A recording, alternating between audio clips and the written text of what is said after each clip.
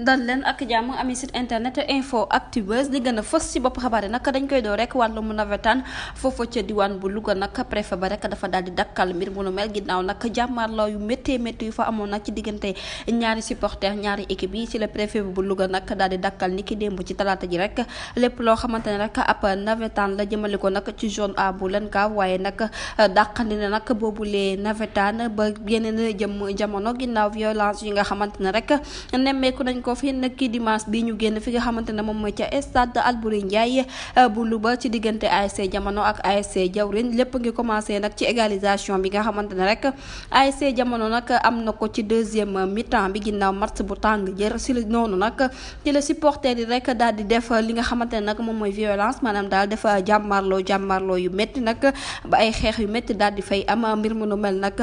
jur ci fukki nit ci ñoom rek daal di jëlee ay blessé ay gaañu yu métti ci lañ arrêté nag boobu les match laata li nga xamante ne nag moom mooy fin temps réglementaire ñu fàttali leen nag autorité administrative bu Louga nag dakkaloon na nawetaan yi ni ki octobre 2021 li waraloon nag boobu les mbir rek mooy nag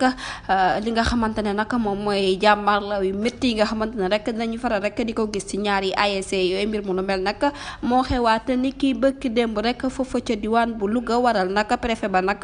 daal di dakkal bépp nawetaan du ñàkk rek dinañ ci ñëwaat ci yeneen di jotaay xabaar jërë ngeen jëf ci teewlu bi bu leen fàttee abonné bés cloche de notification ngir amaa yeneen info